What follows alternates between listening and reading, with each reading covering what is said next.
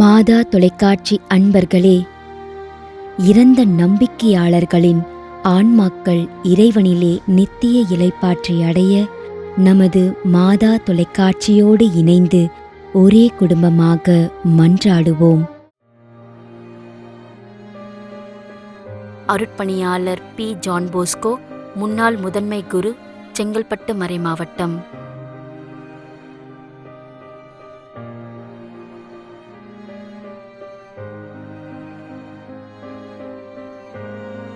L. Maria Antony, Kolathur, Chennai.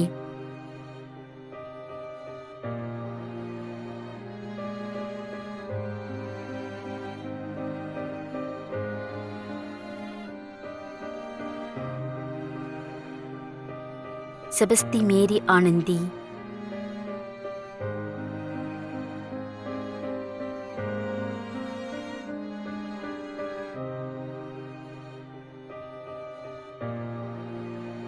M. Kulandaisamy 29ஆம் ஆண்டு நினைவஞ்சலி.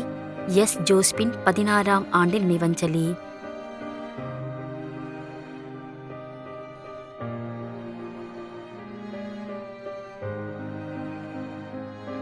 We. Velankanni.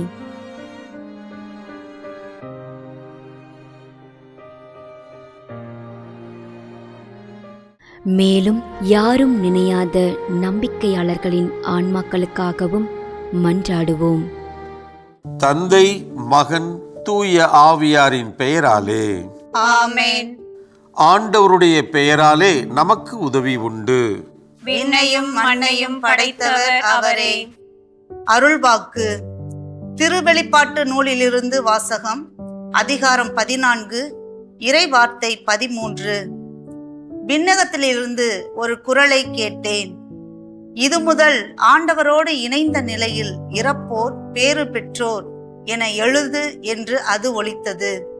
அதற்கு தூய ஆவியார், ஆம், அவர்கள் தங்கள் உழைப்பிலிருந்து ஓய்வு பெறுவார்கள், ஏனெனில் அவர்களின் செயல்கள் அவர்களை பின்தொடரும் என்று கூறினார்.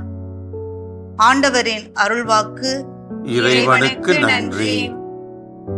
நம்மிடையே வாழ்ந்து இறந்து போன இறைவனின் அடியார்களுக்காகவும், மேலும் குறிப்பாக மாதா தொலைக்காட்சி வழியாக நீத்தார் நினைவில் இன்று நினைவு கூறும் இறைவனின் அடியார்கள் அனைவருக்காகவும் மன்றாடுவோம். விண்ணுலகில் இருக்கின்ற எங்கள் தந்தையே, உமது பெயர் தூயது என போற்ற பெறுக. உமது ஆட்சி வருக. உமது திருவுளம் விண்ணுலகில் நிறைவேறுவது போல மண்ணுலகிலும் நிறைவேறுக. எங்கள் அன்றாட உணவை இன்று எங்களுக்கு தாரும்.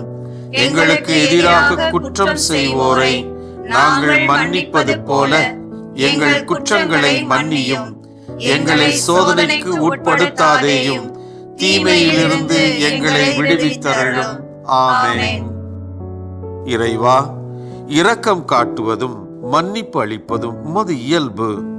ஆகையால் உமது திருவடிகளுக்கு வந்துள்ள இன்று நாங்கள் நினைவு கூறும் ஆன்மாக்கள் மீது இரக்கம் கொண்டு அவருடைய குடும்பத்தார் மற்றும் மாதா தொலைக்காட்சி குடும்பம் செலுத்தும் ஜெபங்களை ஏற்று அவரது குற்றங்களையும் அவற்றிற்குரிய தண்டனையையும் மன்னித்து அமைதியும் முடிவில்லா வாழ்வையும் தந்திடுமாறு எங்கள் ஆண்டவராகிய கிறிஸ்து வழியாக உம்மை மன்றாடுகிறோம்.